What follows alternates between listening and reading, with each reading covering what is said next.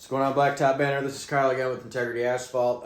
Hey, I'm going to give you a little bit of gold right now that we've come up with as a crew to determine how do you enter somebody into your company, move them up the ranks, where do you place them, especially if you want to operate off of seniority. So what seniority means is who's been there the longest gets the first shot at a better opportunity, whether it be a position, pay upgrade, something like that, against what are your credentials coming in from another company. So one thing that we're going to implement in the 2023 season is we've put together this list of pretty much like where does somebody start out and where do they go after that. So we felt this was put together over the crew entirely, not just myself or people in leadership. So it's kind of an agreement on everybody across the board. But the first position to start out in would be a shovel. That's the easiest position to learn. It's still very valuable. And it's a good spot that you don't need a bunch of skill to learn or do.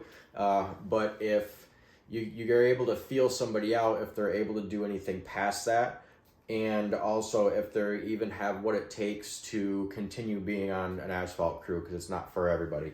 After that, we would put them in the position to be on a tamp shoe, plate compactor, and they're the first person to grab a torch should you need it. So you know, when their job description on a crew say, all right, these are your main responsibilities. You are to shoe, plate, and torch. So that way you're not asking somebody, whoever's the closest by, like go grab a torch, and they can start to think for themselves and identify, hey, I'm probably gonna need a torch for that, so I'm just gonna automatically go do that. After that is when you would learn how to rake. So you know how to run a shovel, so you can be a support for the rake. You know what to look for when the raker is done, because, or you know how to set the person up on the shoes, because you've seen now the position behind you, and then the position in front of you. Once you've learned a rake, which is not easy to do for some people, it might take. I've always told new guys in the industry, after you've got a full year of paving under your belt, you might kind of know that you have some sort of an idea of what you're doing. So that's the best way that I've been able to explain it, but you do have the exception of a couple people that just pick it up very naturally. So rake, after that, you would be in a tractor or a skid steer, kind of like your cleanup. And you know, it's kind of not a very big position because you only need it in certain parts of the job, but what it does is it eliminates somebody jumping in that. You need to appoint somebody that I know that this is my job every single time, I can execute it well, and that way you're not scrambling around, who do we need in that position, who's the closest, and then they all of a sudden remove themselves from their primary position to do something else. So I feel like a good place for like almost their secondary position would be probably shovel or a cleanup guy to just kind of follow the crew along the way. But you still need to have this skill set in your positions, and especially before you can move on to the next thing. A good roller guy is obviously very important. That's also something that's not for everybody, whether they don't have the desire or they don't have the skill set needed to do that.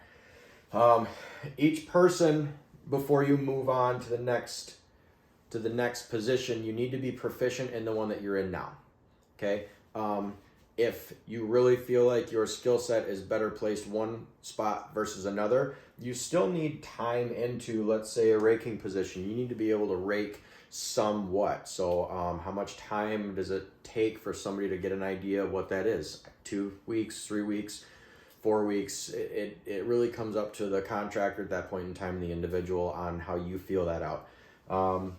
But you know, rolling, it's going to take some time in that position also to get good at it. You know, a good roller has many years of experience, and so especially for those of you that are just new starting out, you know, it's not like there are many other companies that have much more time into the paving space than we do. So we've had to fast track some guys to learning, to getting good, and we realize that there is definitely a place, and a big place, for experienced people in that position. Not everybody has that opportunity to just, they either have those people or they can find them to implement when they need it. So a good roller person or a good roller man, woman, whatever it is going to need lots of time in this space to be very proficient with it. And then you've got beyond that screw and driver. And so you've kind of got, the reason I've got some lines through here is you've got an entry level position. You've got kind of a mid-level, has some experience position, and then you've got your experienced people down here. And so that gives you the ability to know, all right, what people do we have and what positions do we need to fill if everybody has their primary and secondary job descriptions on a paving crew. So I've been able to say, hey, I need 2 entry-level positions for our paving crew, or I need, somebody with 2 to 3 years experience. You would ideally hope that they can do one of these 3 things. Before we get to the paver positions, me personally, I would like to promote from within. Obviously, not every case is ideal, but I would like to take one of these people and give them the opportunity at here before I hire somebody in. If you have somebody in your crew that really wants to be on the paver and that's their biggest ambition, I feel like it's only fair to them, especially if they've been with you for a couple years, to give them the first shot at doing that. And so then you hire somebody for these positions. That way it gives you 2 opportunities. The person in, let's say they're on the roller. They want to be on a paver. Well, for you to be on the paver, you have to then train somebody to take your position rolling. Okay? So it solves the training problem and it solves the position problem. If you just put somebody, if you need another paver operator and you find somebody to stick in there, this guy's left to feel kind of out in the dust or just left out to dry, that his ambition doesn't matter inside your company. So that's just something that we tend to value very much. But anyways, this is something that we came up with, kind of that flow of where do you start people, where do you put them, how do you fast track them into different positions. I'm not going to get into all of the specific details that we figured out how to handle this, but this gives you a good overview of one thing that we came up with in a company meeting. So thanks, Blacktop Banner. See you on the next one.